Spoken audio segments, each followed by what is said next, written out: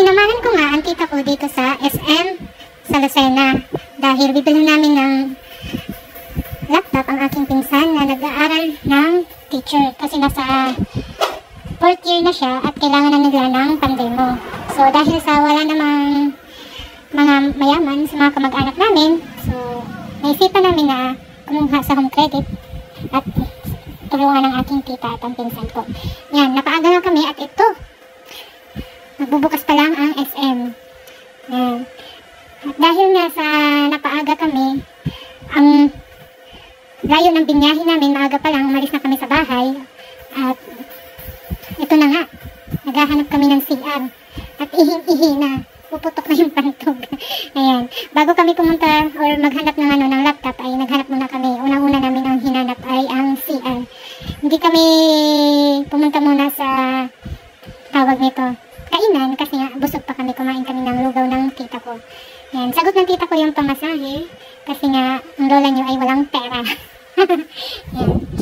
Ang akala namin ay tawag niyan, magagamit ng tita ko yung pangalan niya sa pagkuha ng sa home credit, pero kailangan mag-down daw ng 40% kasi nga wala pang record ng tita ko. So ang i-assiste, pangalan ko ang ginamit para mababa lang ang down payment. At ito na nga, nagutom na kami at order muna ako sa Jollibee.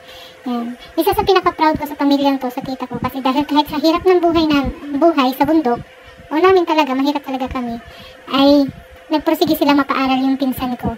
At ayun na nga, ang bunga ng pagsisikap nila, kahit mabaon man sa utang, ay worth it pa rin kasi nasa 4th year na ang pinsan ko.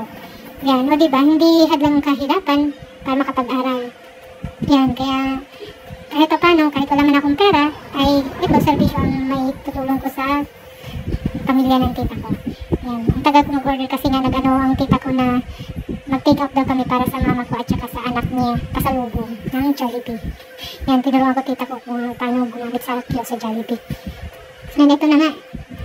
Ibabayaran ko na ito sa counter. Inaantay ko na lang yung print out niya. Yan. Buti na lang, panahon na to ay hindi pa masyadong mahaba ang pila kasi nga kakabukas pa lang ng SM, so hindi tayo pumila ng maaga dyan. At ito na nga, balik tayo dun sa kwento ko regarding dun sa pinsan ko. Yan, sobrang proud ako sa kanila kahit ang hirap ng buhay. At ito yung kung bakit ako proud sa kanila, kasi ang tumutulong sa kanila ay yung anak niya na nasa construction worker. Kaya wag yung nilalalang lang yung construction worker, ha. Yan, construction worker yung pinsan ko na lalaki at yun yung tumutulong dun sa pinsan ko na babae na makapag-aral siya at sana this year ay makatapos na siya. Naantay na lang talaga na yan, yung supporter niya, yung demo na lang. Siyempre magbabar exam pa yan, so yun naman ang pag-iipunan nila para makapag-bar exam yung pinsan ko. So sa ngayon siguro hindi pa nila alam na malaki ang bayad pag nagbabar exam. So ayun na nga, kakain na kami ng tita ko. Yan yung laptop na binili namin sa pinsan ko. Acer siya kasi yun yung request ng pinsan ko na sabi ng tita ko ay katumbas na ng yung kalabaw. Yung hindi pa matanda na kalabaw. Nati ang tawag nun sa amin. Kaya sabi ko sa kanya, bantayin niya kasi baka masalisigan siya. Kasi alam mo naman sa panahon niya, maraming mga budol-budol, mga salisigan para lang kumita sila. Ito na nga at pauwi na kami. Kaya yun lang.